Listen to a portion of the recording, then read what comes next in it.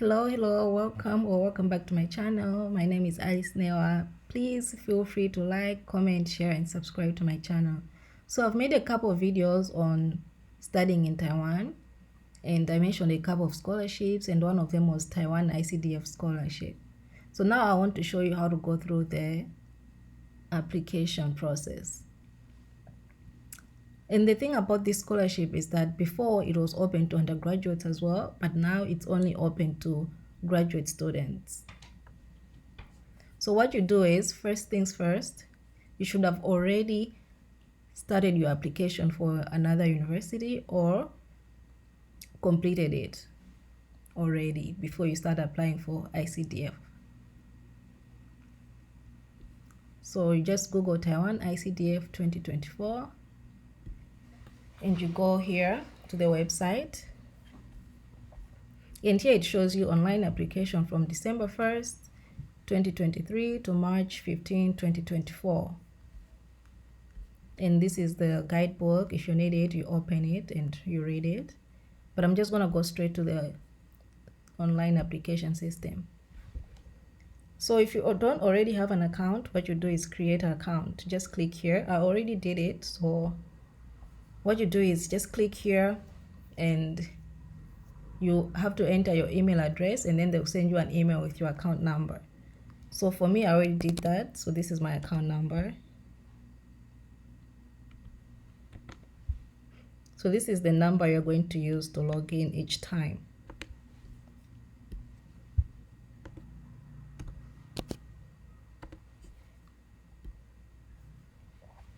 And this is basically getting your consent, right?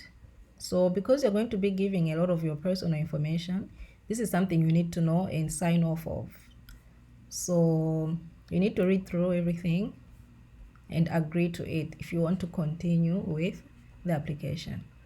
If you don't want to give out personal information, then disagree and you won't be able to apply for the scholarship. So here you go, agree. So it has a number of sections: personal, educational, experience, autobiography, documentation and reference check, uni application, and Mandarin. So first things first, you start here, nationality. What's your nationality? So if you're from Africa, you put here, and then you choose a country. Let's say you're from Uganda. And then you choose the university that you applied for. Let's say you applied for NTPU. So each university has a sponsored program by ICDF. So you have to make sure that's the program that you applied for. So NTPU, this is the program that's sponsored, urban governance. So that's, you go and save it. And then personal. So here you give your name, Alice Newa, date of birth, gender, marital status. All these things are important. That's why they have an asterisk here. Your address, and your address is also important because sometimes they send you a physical letter, so they just need to know your contact number, your email address, the most important, because you're gonna keep getting emails. And your updated photo.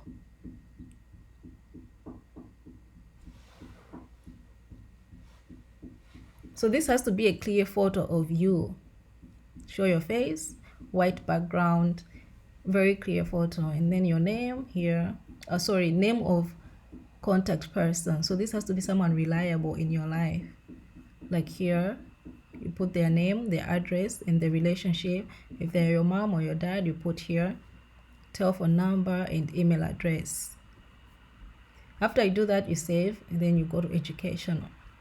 So because this scholarship is open for master students, you already have your degree, your bachelor's degree, which is what you use here.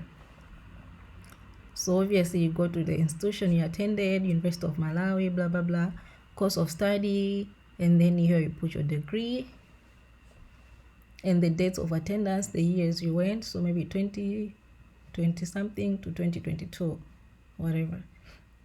And English proficiency. So here, if you don't have any of these certificates, but you have but you come from a country whose official language is English, that's why you click here. And then here you put the scale of the GPA at the university you went to. So there's a few options here. And if you went to another school and you want to add it here, well and good, you can do that.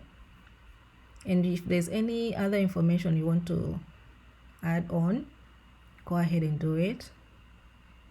And here you also have to disclose if you've ever received a scholarship from Taiwan. So yes or no. And then you save it. Then you go to experience.